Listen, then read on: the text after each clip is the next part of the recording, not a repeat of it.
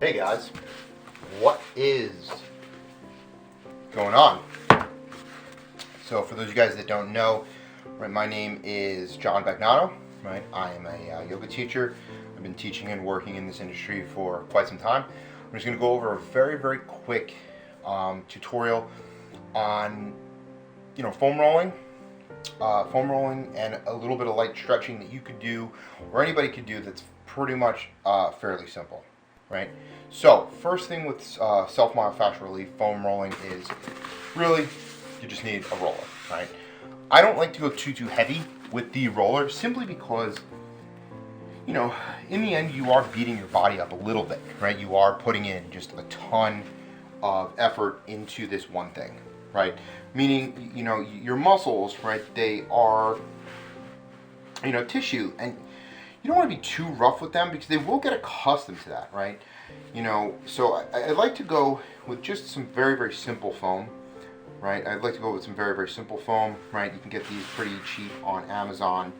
And all I'm doing here, as you can see, I'm just sitting, hands down, feet comfortably on the roller, right? Now, a couple options, a couple ways to do this, right? One, you can cross, you cross your feet, and then you can't see me back here, but you can kind of lift up a little bit, right?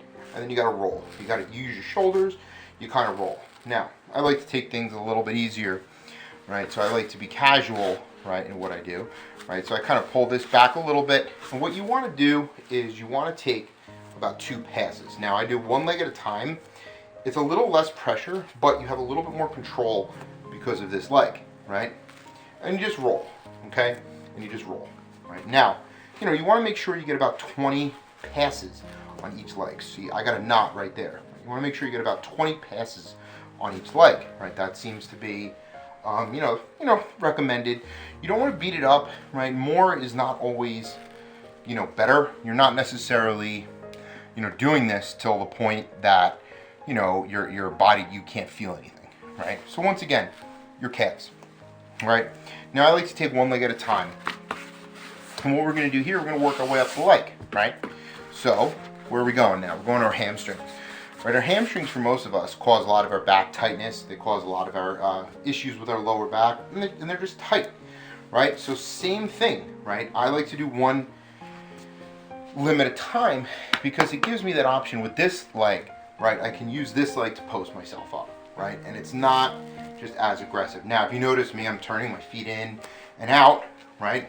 The idea, behind that, right, is you can once again feel, right, like I know for me, right, my tightness comes in more into my adductor, my inner thigh, right? So I can internally rotate this foot, and I can kind of target that location. You'll be like, eat, maybe not that sound effect, but that's the idea, right?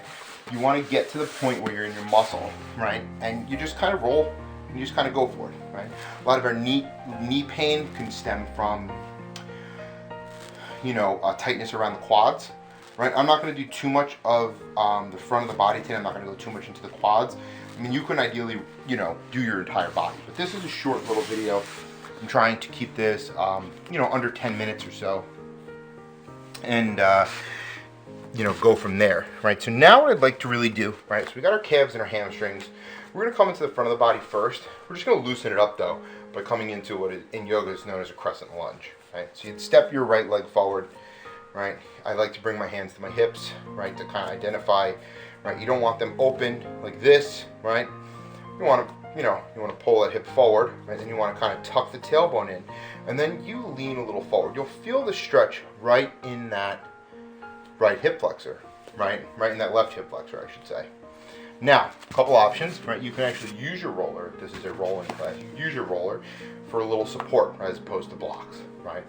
And that's it, right? That's it, right? You don't want to be leaning forward. You don't want none of this knee nonsense, putting a ton of pressure on the knee like that. You don't, right? It's light. Now, for those of you that might have any knee issues, right, you can fold your mat over like so, right, for a little additional support for the knee, right? Or you can actually buy, once again, little pads to put under your knees, right? But this is an important stretch simply because it alleviates a lot of pain and issues with the lower back, right? It's associated, right? Your hips, your hamstrings, right? They all go into that part of your body, right? So now, that's just a little warm up. I like to run the foam roller over all these parts of my body. Now, before I even do those stretches, right? Even before you do yoga flex is great. So once again, getting acquainted with your hip bones, right? I am on the pleasantly plump side, right? And I can still identify where they are, right? So you kind of want to put this right at the waist, right at the hip bones, and then you kind of lay down on it. And I know this kind of looks funny to some degree, but what you're going to do is you're going to essentially roll over into that hip flexor, right? So you can't see. So if I was square here, right, keeping your core engaged the whole time, what you'd really be doing is just shifting your weight over, and you're gonna, right there, you're gonna find that hip flexor, right? You're gonna find that tightness, and you're just gonna go into it, right? That's what we're gonna do. You're just gonna kind of go into it. And that's okay, right? A few passes, and that's gonna alleviate that right up, right? Same thing, right? And now normally, you know, because I'm trying to keep this within a time limit, you know, I'm kind of going a little bit faster than I normally would. In a normal routine, I would be here for quite some time just kind of stretching and doing my thing, right? Now, I should have did this one, and this is an important one. I should have did this one before. I'm going to skip that one. We're not even going to get there, simply because I want to go over a couple other things, right? A couple other key stretches, right? We're going to come to our back now, right? We just did a light roll of the hip flexors, right? Just a light roll of the hip flexors. And what we're going to do, and I don't have a strap with me, which is shocking considering I always have a strap.